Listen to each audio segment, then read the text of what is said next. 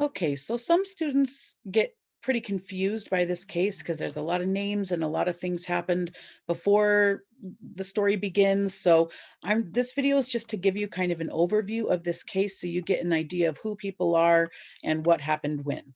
I'm going to be leaving out some pretty important details just in effort to make this video relatively short. It's very complicated case, but I want to make it short, and I'm hoping that you're able to fill out your character map and better understand who everybody is so you have a working knowledge of it as you go forward in the story. Okay, so we are in Monroeville, Alabama. It's the same place that the story of To Kill a Mockingbird was set, but that should tell you a lot about this community being quite a racist community. And this story begins in the mid 80s. 1987 is when Walter was arrested.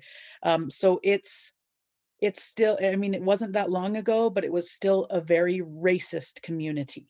Walter McMillan, this is him here, and this is who played him in the movie, obviously. But Walter McMillan was a relatively successful man in the community. And again, since it was a racist community, the fact that he was successful and he didn't even really graduate from high school or anything, the fact that he was successful made the white people in the community suspicious of him already. And on top of that, even though Walter was a likable guy, he was a good guy, he was not perfect. He cheated on his wife. And one of the people he cheated on his wife with was Karen Kelly. She was married, she had kids, and the kicker is that she was white. And again, in this community at this time, it was not okay for white people and people of color to have any type of relations. So that was already an issue. So Walter was in the eyes of some people in the community, he was suspect, right? So uh basically Walter, it's a long story, but Karen Kelly filed for divorce from her husband, was trying to get custody of her kids, and Walter had to testify in that case. Now, here's the thing that kind of puts Walter on the map in the community as somebody not to be trusted. He wasn't a perfect person, but he certainly wasn't any more suspect than anybody else, right? But he gets on the radar of the community because of this case with Karen Kelly in her custody, right? So uh, there's this homecoming queen, really upstanding family in the community. This girl, she's beautiful, she's well liked. She gets tragically murdered at like an auto shop in the community. And this newly elected Sheriff Tom Tate, he is just struggling and struggling to solve this murder, and he can't. And the people in the community are getting all upset about it, and they're putting enormous amounts of pressure on Sheriff Tate to solve the murder of Rhonda Morrison. And Tom Tate is newly elected. He doesn't have much experience, but he's desperate. So he's ready to start doing some pretty desperate things to, in the eyes of the community, solve this case of Rhonda Morrison's murder. Near the same time, another woman is murdered. It's totally unrelated, but she is a poor woman. She's involved in some shady things like drugs and some illegal activity. So her murder, obviously, because of, things are what they are, her murder was not nearly as publicized as Rhonda Morrison's murder, and there wasn't nearly as much pressure on the police to solve Vicki Pittman's murder as there was to solve Rhonda Morrison's murder. So Sheriff Tom Tate, it's a lot easier to solve Vicki Pittman's murder. So he and another police officer named Larry Eichner and another police officer named Simon Benson, they all get together and they find one of the main suspects in Vicki Pittman's murder. His name is Ralph Myers. Ralph Myers is involved in shady stuff. He has been for a while, and he gets arrested for Vicki Pittman's murder. And they're trying to tell him that they're going to seek the death penalty for his involvement in Vicki Pittman's murder. And when Ralph comes in for questioning, he says, they were asking me about Vicki Pittman's murder, but really I could tell all they cared about was solving Rhonda Morrison's murder. So Ralph Myers gets this idea, what if I help them in the case of Rhonda Morrison's murder? Maybe they'll go easy on me for my involvement in Vicki Pittman's murder, right? So Ralph Myers has heard Walter McMillan's name because his name was kind of floating around because of his involvement with Karen Kelly in her custody case.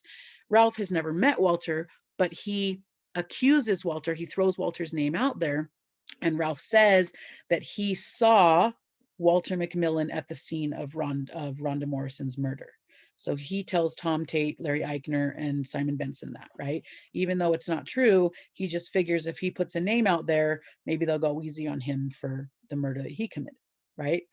So Walter McMillan gets arrested for this murder, even though, he gets arrested for this murder, and when Walter is arrested, Walter's like, it couldn't have been me. And Tom Tate people said that at the scene of this arrest, Tom Tate was using racial slurs against Walter McMillan and said that he must be guilty because he had the nerve to have a relationship with one of their white women, is what he said. So we know that they're more apt to believe that Walter is guilty because he's Black and because he's, you know, done something as terrible as having a relationship with a white woman in their eyes. So Walter gets arrested, and they want Ralph Myers to testify at Walter's hearing, at his court case. But Ralph Myers says that he's not comfortable testifying because he tells Sheriff Tom Tate and Eichner and Benson, he tells them all that it's a lie, that he lied to get an easier sentence for his murder of Vicki Pittman. And Tom Tate and Eichner and Benson it's recorded. There's recordings of them overtly intimidating Ralph Myers into testifying against Walter anyway. So meanwhile, Walter McMillan, normally if somebody is arrested and they're awaiting trial, they usually go either to the county jail or they're out on bail. But Sheriff Tom Tate, he pulls some shady strings and puts Walter McMillan on death row while he's awaiting his trial, which is a whole thing where people don't go on death row unless they're convicted of a crime and convicted and sentenced to death by the state. But he was on death row before he was even convicted, which is really shady. But so they really want Ralph Myers to testify against Walter McMillan because the whole case hinges on Ralph Myers' testimony. Ralph Myers says he doesn't want to do it. So Tom Tate, Eichner, and Benson cook up this plan to intimidate Ralph Myers into testifying. And they know that Ralph Myers was injured by fire as a kid, and he's terrified of fire, terrified of burning or anything like that. So they know that there is an execution coming up at the jail. So they cook up this plan to put Ralph as close to the execution as possible at the jail. And back in the mid 80s, they executed people not by lethal injection, but by electrocution in the electric chair. So they put Ralph as close to the execution as possible so he could hear it and smell it. And their awful plan worked, and Ralph Myers completely falls apart.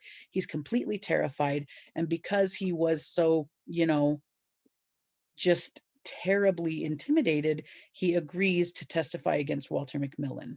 Also, there's this guy named Bill Hooks who long story short, Tom Tate, Eichner, Benson, they also intimidated Bill Hooks into testifying against Walter McMillan. And Bill Hooks says that he saw Walter's truck at the scene of the crime. Again, Bill Hooks' testimony is not true, neither is Ralph Myers. Meanwhile, there are a lot of people of color who were with Walter at the time of Rhonda's murder, and they all come forward and tell Tom Tate that, but they will not hear or believe any testimony from anyone of color. They only listen to the testimonies of these two.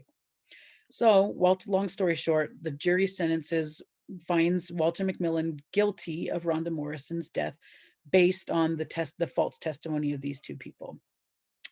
And the jury recommends life imprisonment for Walter McMillan, but the judge ignores the jury's recommendation and instead sentences Walter McMillan to death and puts him on death row for the murder of Rhonda Morrison. So this is when Bryan Stevenson comes into play here, right? Bryan Stevenson is a Harvard-educated lawyer, but he chooses not to go work at an expensive law firm. His grandfather was murdered when he was younger, and he says nobody did anything about it, so he wanted to be the kind of person who did something about it. So he, along with his friend Ava Ainsley, and there's several other people that help him start the EJI, which is the Equal Justice Initiative, and it's trying to get unjustly convicted people off of death row. So one of his first cases is Walter's case. He takes Walter's case, and long story short, again, he starts to reinvestigate the case. And Tom Tate is really not happy about this. And at the time that Walter was convicted, there was a different district attorney. I think his last name was Perry, but he has since retired. And there's a new district attorney, Tom Chapman. Now, Tom Chapman, all he really knows about the case is what Tom Tate has told him. So both Tom Chapman and Tom Tate, they both really kind of almost participate in a conspiracy to stop Brian's investigation and to ignore the new evidence that Brian is trying to bring forward, right? But Brian Stevenson goes and talks to Larry Eichner, who quit being a police officer because he basically felt so bad about the stuff he did with Tate to intimidate witnesses and get Walter convicted. So they talk to Larry Eichner, they find out about that. They find out about some people involved with Karen Kelly. That's a whole different story, but not super important to the main idea here. And then they meet Darnell Houston, who is a young man of color who basically says that Bill Hooks, remember Bill Hooks said that he saw Walter's truck at the scene of Rhonda's murder. Well, Darnell Houston says that he works with Bill Hooks, and Darnell was working with Bill Hooks the entire day of the murder, and Bill Hooks never left. He was with him the entire day. So there was no possible way for Bill Hooks to go across town to the scene of the murder and see Walter's truck. So they have this evidence that all of the testimony that was used to convict Walter was false. Then Brian goes and talks to Ralph Myers. And again, another long story short, Ralph Myers finally tells Brian that everything that he said about Walter was a lie. Everything he said about Walter was a lie, and Ralph tells them about how he was intimidated into that testimony by Sheriff Tate and other law enforcement officials at the time. So that's the story in a nutshell. I know it's bonkers, but that is, hopefully that helps you understand the names and the way that things went down in this story. So the whole book is a little easier for you to understand. Thanks for watching.